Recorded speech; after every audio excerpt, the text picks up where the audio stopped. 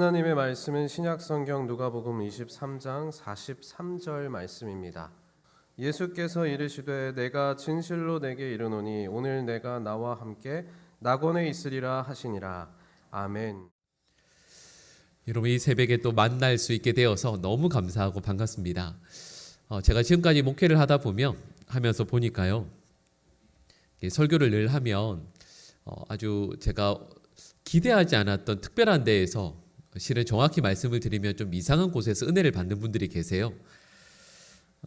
제가 한 모임에서 몇 주간, 그 작은 모임이었는데 그 몇 주간 동안 그 룻기 설교 말씀을 한 적이 있었습니다. 근데 그리고 나서 이제 식사 교제를 하는데 한 여자 집사님께서 제 옆에 앉으셨던 분께서 목사님 오늘 말씀에 참 많은 은혜를 받았다고, 그러면서 전혀 의외의 말씀을 하시는 거예요. 그 말씀이 룻기 2장 17절에서 18절 말씀이었습니다. 우리 화면에 나올 텐데요, 같이 한번 읽어볼까요? 룻이 밭에서 저녁까지 줍고 그 주운 것을 떠니 보리가 한 에바쯤 되는지라 그것을 가지고 성읍에 들어가서 시어머니에게 그 주운 것을 보이고 그가 배불리 먹고 남긴 것을 내어 시어머니에게 드리매. 아멘. 여러분, 이상하지 않으세요? 여러분, 이 말씀 제일 끝부분에 보면 제가 줄 그어놨죠. 제가 다시 읽어드릴게요. 그가 배불리 먹고 남긴 것을 내어 시어머니에게 드리며. 여러분, 무슨 말씀인지 아시겠죠? 그 집사님께서 시어머니를 모시고 계신 분이셨거든요. 근데 이 말씀이 너무 많은 은혜를 받으셨대요. 그런 의미가 아니거든요. 어쨌든 의미는 다른 의미지만 설명을 다시 드렸지만, 그러니까 여러분, 저희가 성경 말씀을 읽으면서 전혀 의외의 말씀에 은혜를 받으시는 경우들이 있으신 것 같아요. 오늘 실은 본문 말씀도 그렇습니다. 제가 예전에 개척교회를 섬길 때, 이제 부교육자로 섬기게 되었을 때, 아침에 이제 출근해서 그 사택에서 집까지의 거리가 그렇게 멀지 않았거든요. 그래서 가끔 이제 걸어갈 때가 있었습니다. 근데 이제 그 길을 걸어가는데 그 한 남자 집사님께서 예전에는 편의점 앞에서 이렇게 그 파란색 뭐라고 그러나요? 이렇게 우산처럼 이렇게 된 거기에서 파라솔이죠. 거기에서 한 남자 집사님께서 술을 드시고 계셨어요. 밤새 술을 드신 거죠. 이제 앞에서 서로 이렇게 어색하게 얼굴이 마주쳤어요. 근데 여러분, 이럴 때 목사가 또 그냥 지나가면 안 되잖아요. 잠깐 앉아서 그 집사님과 이제 말씀을 잠깐 나누게 되었습니다. 근데 그 아내 되시는 집사님께서 남편 집사님 신앙을 위해서 늘 기도하고 계셨거든요. 근데 이런저런 이야기를 나누면서 제가 집사님 이렇게 하시면 되겠냐고, 우리 부인 집사님께서 늘 기도하시는 제목이 있는데 집사님 좀 이제 좀 마음을 좀 잡고 신앙생활을 잘 하시면 좋겠다고. 그랬더니 그 집사님께서 저에게 방글에 웃으시더니 이렇게 질문하시는 거예요. 목사님은 구원 받으시는 것만 해도 감사하시죠? 네, 집사님, 그럼요. 목사님, 제가 성경 인물 가운데 정말 존경하는 분이 있다고. 누구시냐고 그랬더니 오늘 본 말씀의 배경이 되는 이 예수님 앞에서 구원받은 이 강도래요. 목사님, 저는 마지막 그날까지 마음대로 살다가 딱 그날, 딱 그때 이 강도처럼 예수님 앞에 회개하고 구원받는 사람 될 거라고. 그러니까 더 이상 뭐라고 하시지 말라고. 오늘 본 말씀의 내용이죠. 예수님 앞에서 십자가에 매달려서 구원받은 이 강도에 대한 이 본 말씀의 내용은 실은 그런 내용이 아니에요.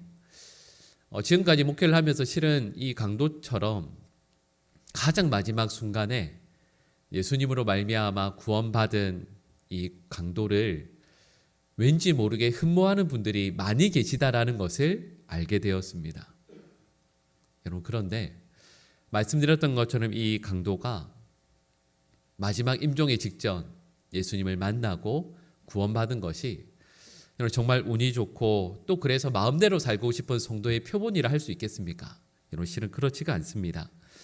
여러분, 예수님 곁에는 두 명의 강도가 있었죠. 예수님의 오른편 그리고 예수님의 왼편에 두 강도가 있었습니다. 근데 여러분, 이 두 강도가 처음에 둘 다 예수님을 욕하죠. 마태복음 27장 44절 말씀 우리 화면에 나오는데 같이 한번 읽어볼까요? 함께 십자가에 못 박힌 강도들도 이와 같이 욕하더라. 아멘. 마태복음 27장 말씀에 의하면 여러분, 두 강도 강도들이라고 되어 있잖아요. 그러니까 두 강도가 예수님을 모두 욕했습니다. 여러분, 이 두 강도들이 예수님을 욕한 이유가 있죠. 모두가 예수님을 조롱하며 비웃었던 이유가 있는데, 여러분 누가복음 23장 35절 말씀이 있습니다. 우리 화면에 나오는데 같이 읽어볼까요? 백성은 서서 구경하는데 관리들은 비웃어 이르되 저가 남을 구원하였으니 자신도 구원할지어다 하고 아멘. 이런 어떤 의미겠습니까? 지금 백성들이 예수님을 비웃어요. 아니, 구원을 선포하던 그 예수가 어떻게 자기 자신도 구원하지 못하냐? 그러면서 지금까지 이스라엘의 그 수많은 사람들에게, 이방인들에게까지 구원을 선포하며 다녔느냐 하면서 예수님을 조롱하며 비웃는 거죠. 여러분, 그리고 여기에서 한 발자국 더 나아갑니다. 예수님의 그 좌우편에 있던 강도들 중에 좌편에 있던 한 강도가 예수님을 더욱더 조롱하는 내용이 이 누가복음 23장 말씀에 또 나오고 있죠. 우리 39절 말씀 화면에 나오는데 같이 읽어볼까요? 달린 행악자 중 하나는 비방하여 이르되 내가 그리스도가 아니냐 너와 우리를 구원하라 하되 아멘. 여러분, 지금 십자가에 달려있는 자신의 처지와 똑같이 예수님, 당신도 지금 십자가에 달려 죽어가시고 있지 않냐? 그러니까 당신도 구원하시고 우리도 구원해 보시라. 이렇게 오히려 예수님 곁에서 목소리를 높여서 예수님을 비방하고 있습니다. 여러분, 그럴 때 오늘 본문 말씀의 주인공이죠. 예수님의 우편에 있는 이 강도가 갑자기 마음과 그 태도를 바꾸죠. 조금 전까지만 해도 예수님을 함께 비방했었는데 예수님을 이렇게 비방하고 있는 예수님 좌편에 있는 이 강도를 향해서 야단칩니다. 우리들은 마땅히 지은 죄 때문에 이렇게 십자가에 못 박히는 게 당연하지만 이분은 그러시지 않다. 어떻게 그럴 수가 있냐? 그리고는 오늘 본 말씀 바로 앞절입니다.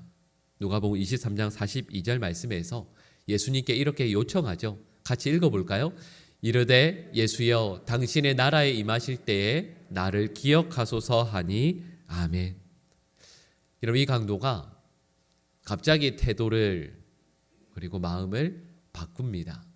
그리고 예수님의 은혜를 구하게 되죠.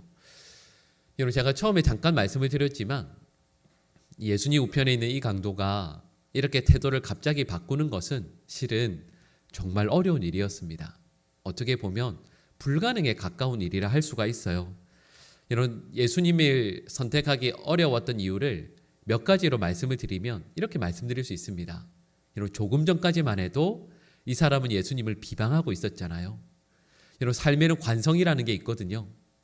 죄를 짓다가 갑자기 돌이키는 것 어렵습니다. 누군가를 미워하다가 경멸하다가 그 태도를 바꾸어서 갑자기 그를 존경하게 되고 인정하는 것 결코 쉽지 않습니다. 근데 이 강도는 방금 전까지만 해도 예수님을 비방했잖아요.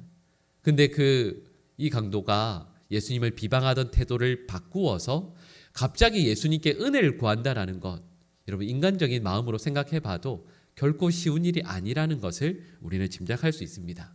또 어려운 이유가 있죠.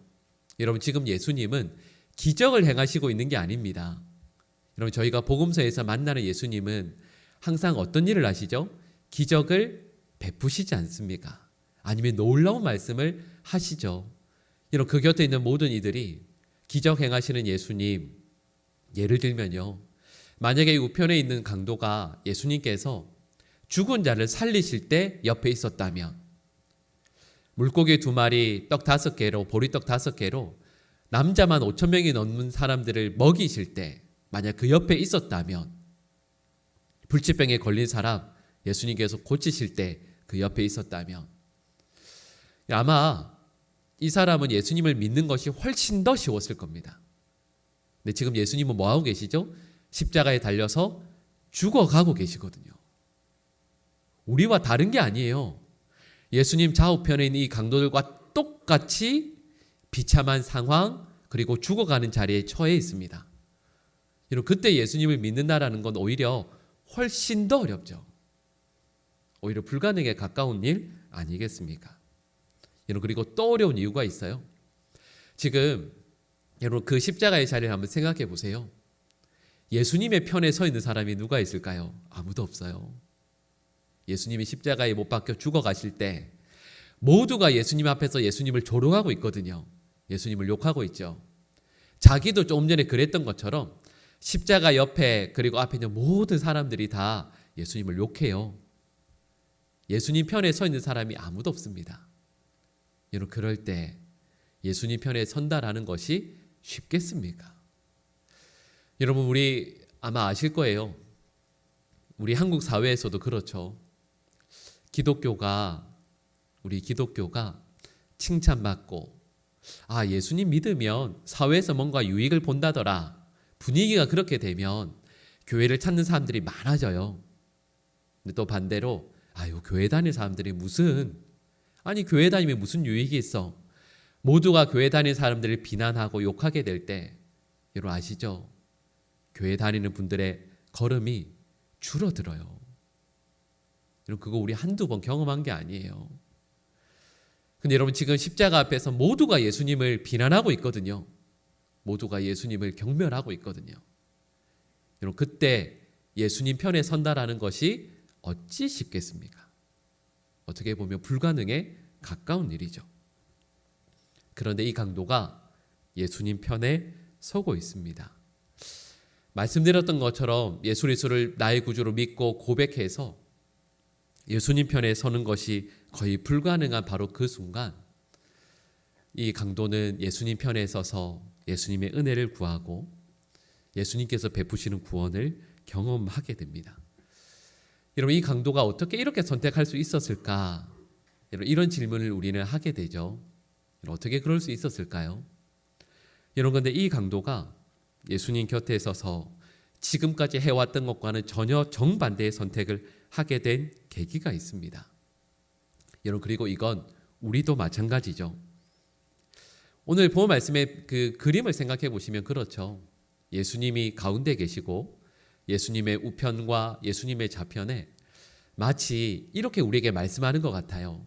저희들에게, 얘들아, 너희가 삶 가운데에서 분명히 우편에 있는 강도가 선택했던 것처럼, 혹은 좌편에 있는 강도가 선택했던 것처럼 너희들은 두 가지의 선택을 늘 할 수 있을 것이다.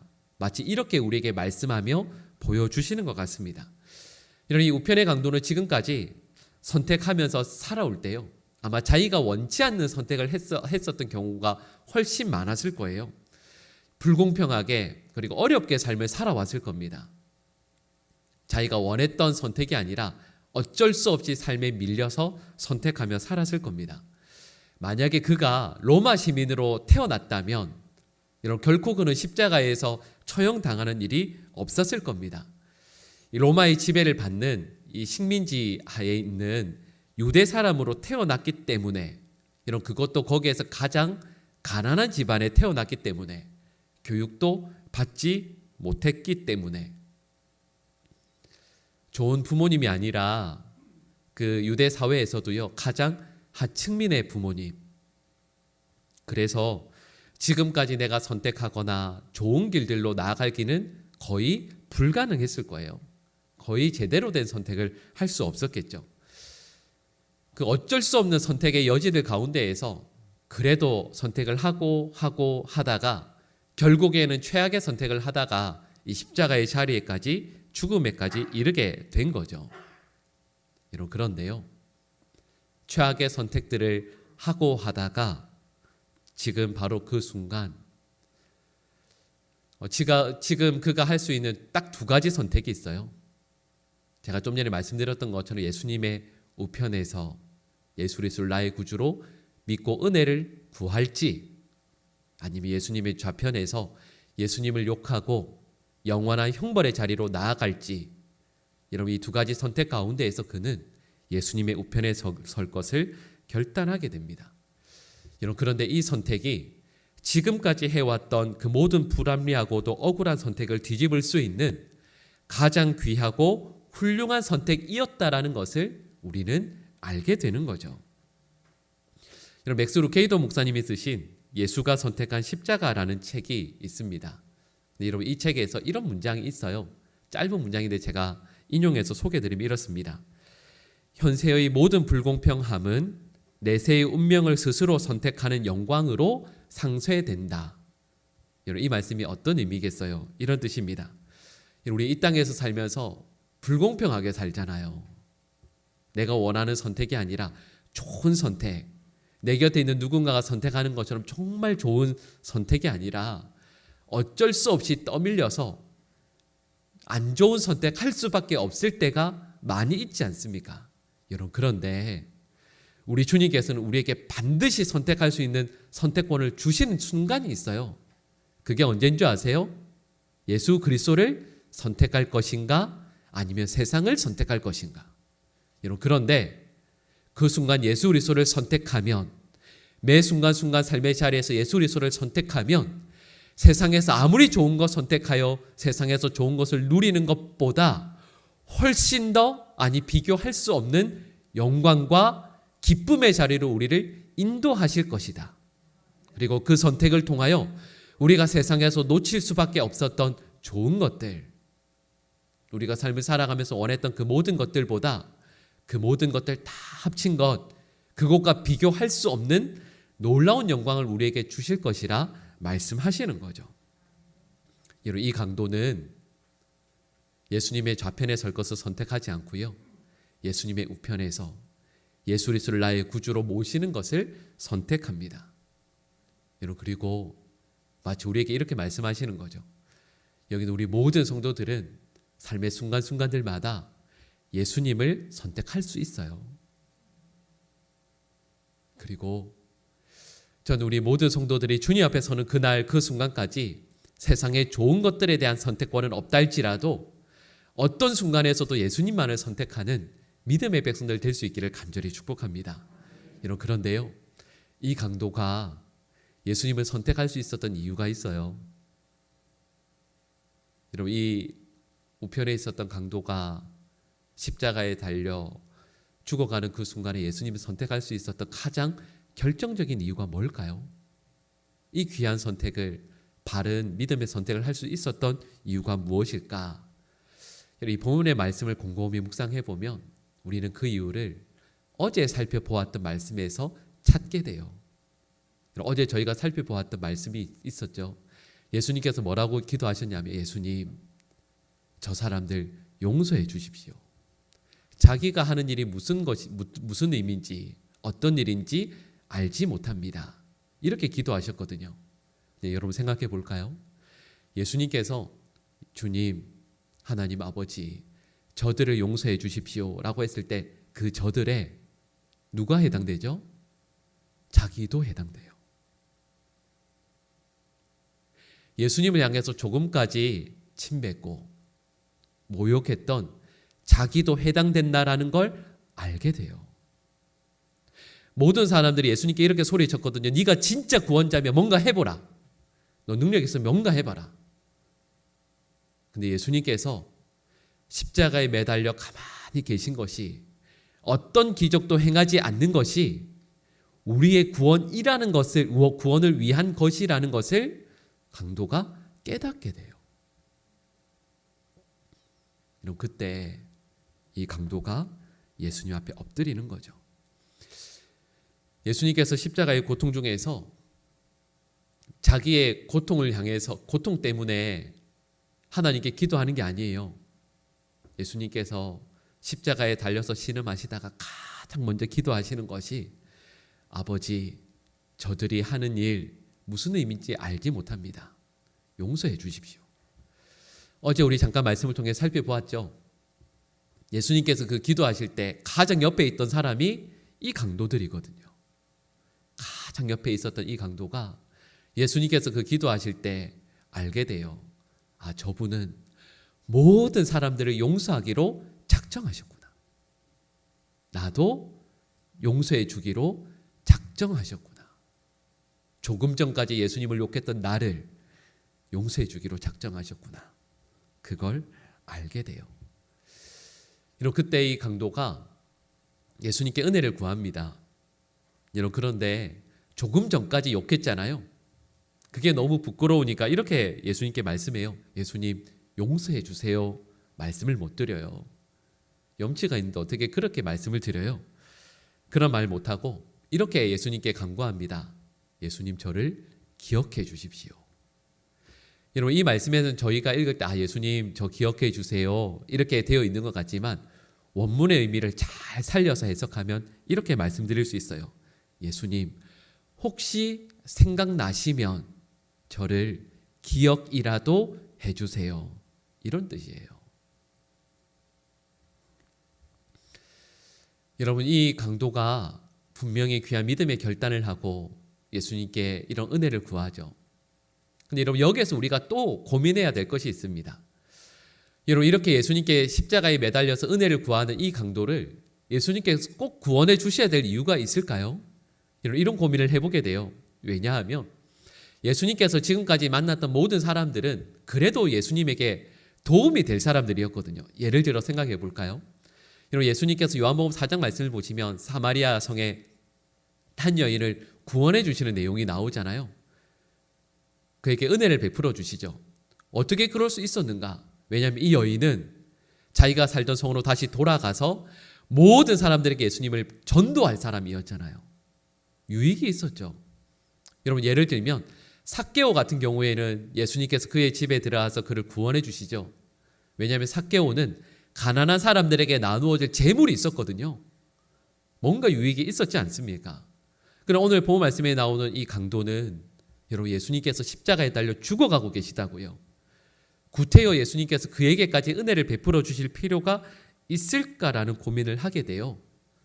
그런데 예수님은 그에게 은혜를 베풀어 주시길 망설이지 않으십니다. 왜 그럴까요? 여기에서 우리가 알 수 있는 정말 귀한 신앙의 진리가 있습니다.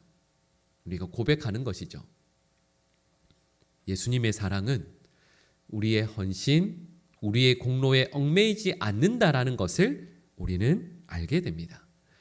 왕이신 예수님은 저와 여러분들을 대하시고 은혜 자리로 불러내실 때 우리의 어떤 업적, 우리의 공로, 우리가 잘했던 일, 또 주님을 위해 잘할 수 있는 일, 그런 거 보시지 않으세요?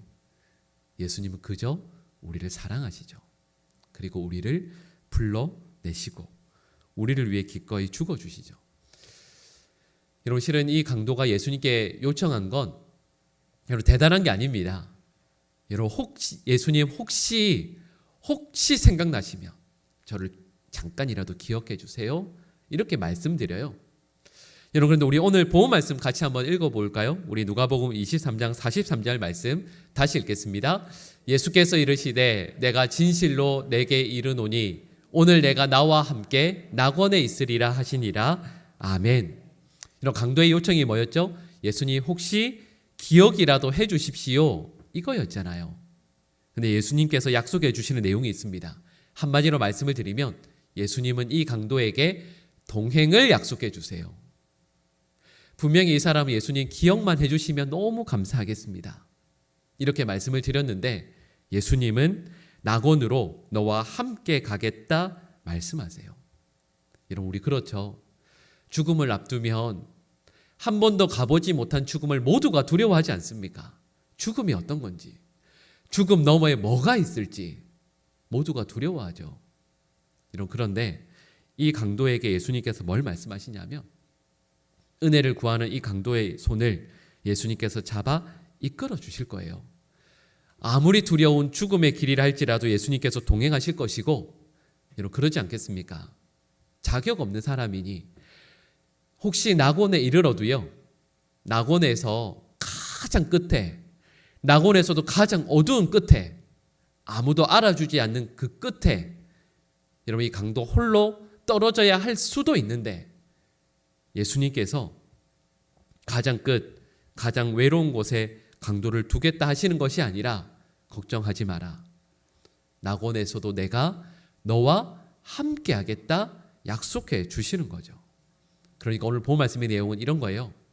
본문 말씀의 내용을 한마디로 말씀드리면 예수님께서 강도에게 걱정 말고 나와 함께 가자 이렇게 말씀하시는 거예요.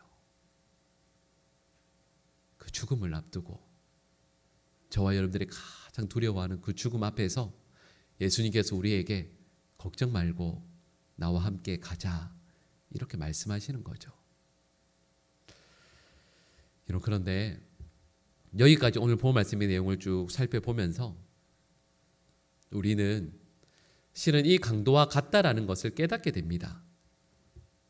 주님의 은혜가 없이는 도저히 살아갈 수 없는 십자가에서 죽어야 할 죄인이라는 것을 우리 모두는 고백하게 되죠. 그런데 상황과 처지만 보면 저희는 이 강도보다 훨씬 더 낫습니다. 훨씬 더 낫죠. 왜냐하면 저희들은 믿음 생활하기 훨씬 더 좋은 여건에 있거든요. 여러분, 여기 계신 모든 분들이 예수님을 욕하는 게 아니잖아요.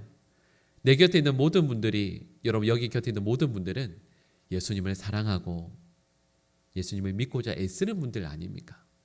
그런 분들이 우리 곁에 있어요. 그리고 우리 모두는 지금 이 자리에 나온 것도 주님을 욕하기 위해 나온 게 아니라 우리 모두가 주님을 향한 믿음이 있기 때문에 지금 이 순간 깨어서 이 새벽 기도의 자리에 참여하는 것 아니겠습니까? 우리 곁에 훌륭한 신앙의 선후배들도 있고요. 또 주님 앞에 초대받아 서 있는 이 자리에 나와 있습니다. 그런데 이 자리에서 우리 주님께서 우리에게 원하시는 것은 우리의 매 순간순간 선택을 예수님을 버리고 예수님의 뜻과 상관없이 사는 그 삶을 선택할 것이 아니라 어떤 삶의 자리에서도 주님을 선택하는 믿음의 자리로, 은혜의 자리로 나오라고 우리 주님께서 우리에게 말씀하시는 거죠. 여러분, 그리고 여기 우리 모든 주의 백성들이 삶의 순간순간 선택하실 때 예수 그리스도를 믿음으로 선택하고 주님의 이끄심에 순종하고, 그래서 주님께서 우리에게 걱정하지 말아라, 내가 너와 함께 가겠다 라는 그 음성을 듣는 우리 모든 주의 백성들이 될 수 있기를 간절히 축복합니다. 여러분, 우리 모두는 실은 강도와 같아요. 빼앗은 것들이 참 많죠.